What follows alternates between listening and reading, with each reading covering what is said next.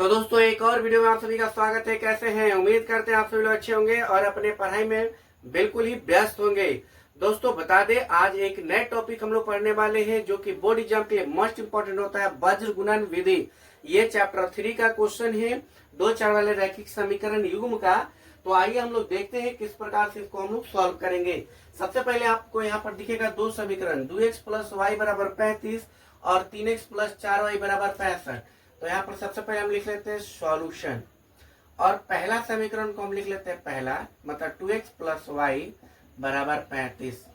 इसको मान लेते हैं हम समीकरण 1, और इसको हम लोग लिखेंगे समीकरण 2, 3x प्लस 4y बराबर 65। ये हो जाएगा हमारा समीकरण 2। इतना करने के बाद आपको दोस्तों क्या करना है, सबसे पहले याद आपको ध्यान रखना है कि समीकरण 1 से बिल्कुल ऐसे ही आप बनाओगे। बोर्ड एग्जाम में ये 5 नंबर के क्वेश्चन के अंदर आते हैं, तो बिल्कुल आपका 5 नंबर पक्का होने वाला है। तो आप समीकरण 1 से पोजीशन लिखिएगा, जैसे ये A1 हो गया, ये B1 हो गया और ये C1 का पोजीशन।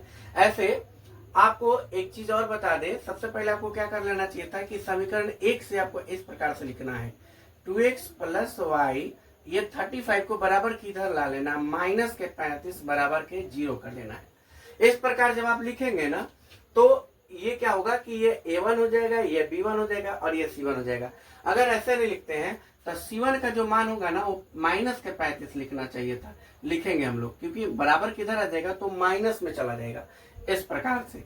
तो ऐसे भी आप लिख सकते हैं, यानी कि A1 का अगर हम आपसे मान पूछे तो x का गुणांक हो गया 2, B1 का अगर हम आपसे मान पूछे तो y का गुणांक, अब y के गुणांक में कोई संख्या नहीं है इसलिए 1 हो जाएगा, और C1 का जब हम बात करेंगे तो माइनस के 35 हो जाएगा। जैसे समीकरण 1 से किए, सेम टू समीकरण 2 से भी आपको करना है, समीकरण 2 से। अब समीकरण 2 क्या है तो देखिए, 3x प्लस 4y बराबर के है 65।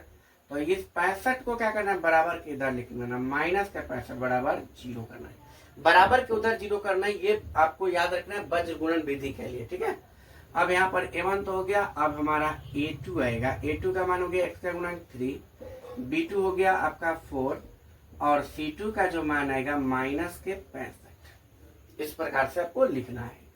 अब इतना करने के बाद आपको फॉर्मूला याद लिखना है, आपको कौन से विधि से बनाना है, तो वज्र गुणन विधि।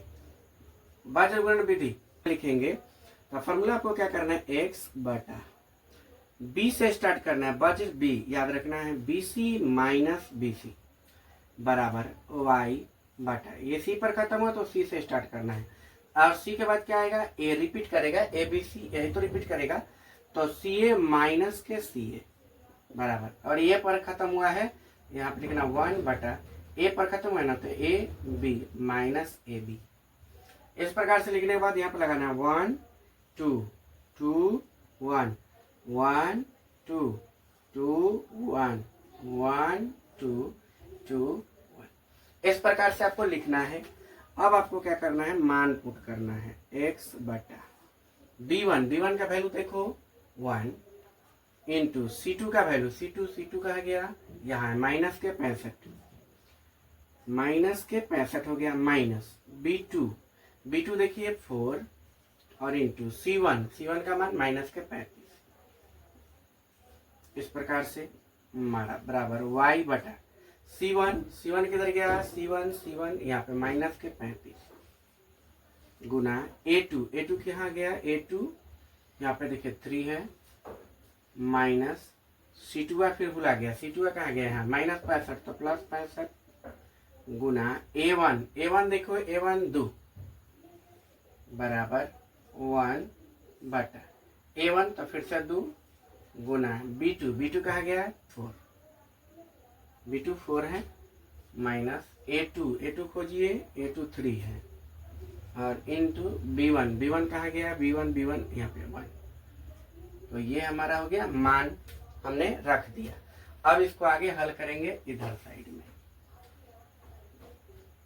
x बटा, ध्यान से देखेंगे, एक में माइनस 65 से गुना करोगे माइनस 65 ही होगा, तो यहाँ पे माइनस 65 लिख देना, माइनस माइनस जब गुना कराओगे तो प्लस हो जाएगा, और 4 और 35 से गुना करोगे तो 140 हो जाएगा, यानी प्लस के 140 बराबर y बटा 35 में 3 से गुना कराओगे, माइनस प्लस है तो माइनस 35 से 105 माइनस 105 प्लस 65 दूना 130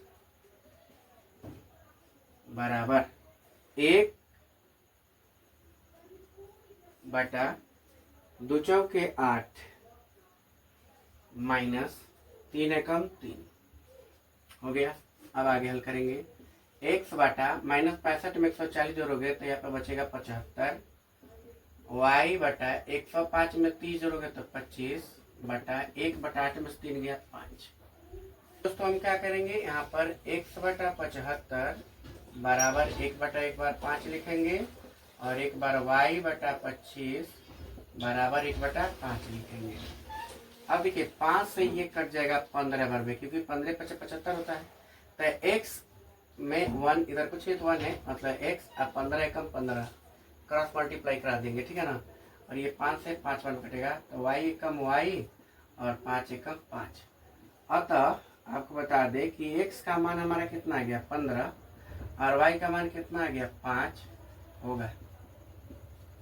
चलिए, तो इस प्रकार से हमने बीजगणित विधि से भी समीकरण को हल करके x y का मान आपको निकाल के बताया। वीडियो कैसा लगा? वीडियो अच्छा लगा तो प्लीज इसको लाइक कर दीजिएगा। अगर चैनल पे नए हैं तो चैनल को सब्सक्राइब कर लीजिएगा। अगर फेसबुक पेज पर देख रहे हैं तो फॉलो कर लीजिएगा। वीडियो देखने के लिए बहुत बहुत धन्यवाद। जय हिंद।